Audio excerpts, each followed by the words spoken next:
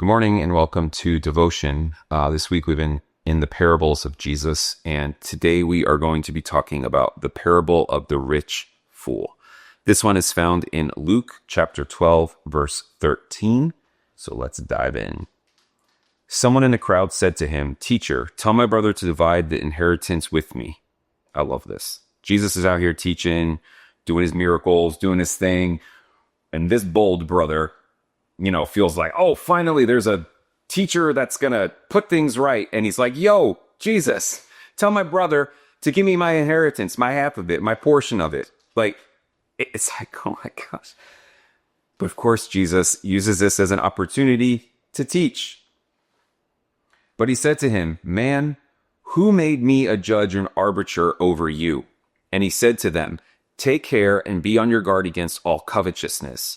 For one's life does not consist in the abundance of his possessions." And he told them a parable saying, "The land of a rich man produced plentiful. And he thought to himself, what shall I do? For I have nowhere to store my crops. And he said, I will do this. I will tear down my barns and build larger ones. And there I'll store all my grain and all my goods. And I will say to my soul, Soul, you have ample goods laid up for many years. Relax, eat, drink, and be merry."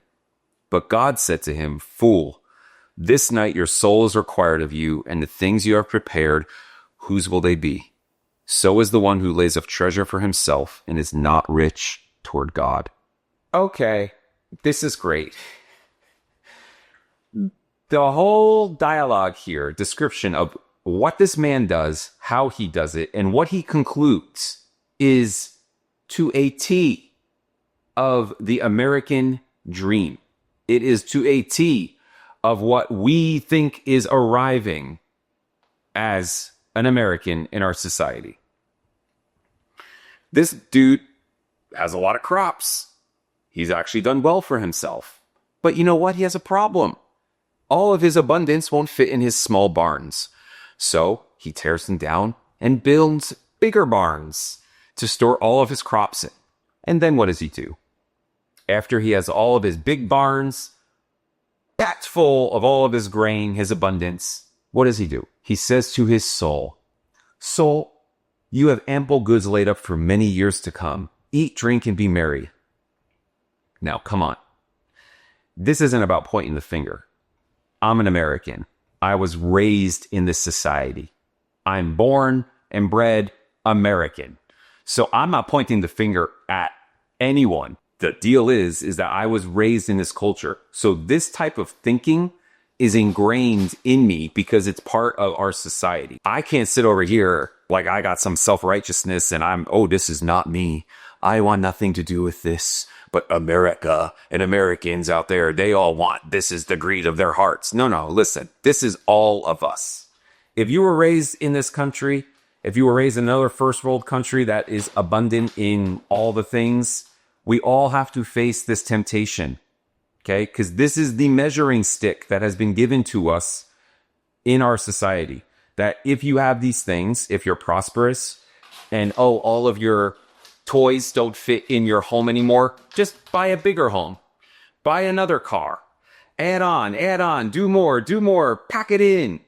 And then you get to some certain point, you have your retirement set, you got your 401k, you got everything all planned out lovely. And so you could sit back, relax, go on a few cruises, enjoy the latter years of your life. And God interrupts this story and says that he says to the man, "You fool, your soul is required of you tonight." And all those things that you stored up, all the years that you spent investing in possessions and things and experiences, whose are they? Like, where are they going? What are they doing for you? Now that your soul is required, meaning he's dead. Today is his day. He's going home to be with the Lord. And God's like, you're a fool. You're an idiot. You spent your entire life with the one aim of acquiring possessions, becoming comfortable, feeling quote unquote safe, and just chilling, relaxing, going on your vacations and doing all the things. And now you're dead. And your soul is required of you. And I love the conclusion of this verse. So is the one who lays up treasure for himself and is not rich toward God. That's crazy. That is so down the line. I mean, I don't think Jesus could get more blunt in this parable than he is here. He's exposing the hearts, our hearts, my heart, all of our hearts, because we all desire to have good things, nice things. And then when we have them, we want bigger and better and more nice things and better things. And all for what? For what? It's all meaningless because we're storing up treasures here on this earth. And all of this is going to die. It's going to turn to dirt. It's going to be burned up one day. Like it has actually no real value. What has real, lasting, eternal value is the treasure that we store up in God.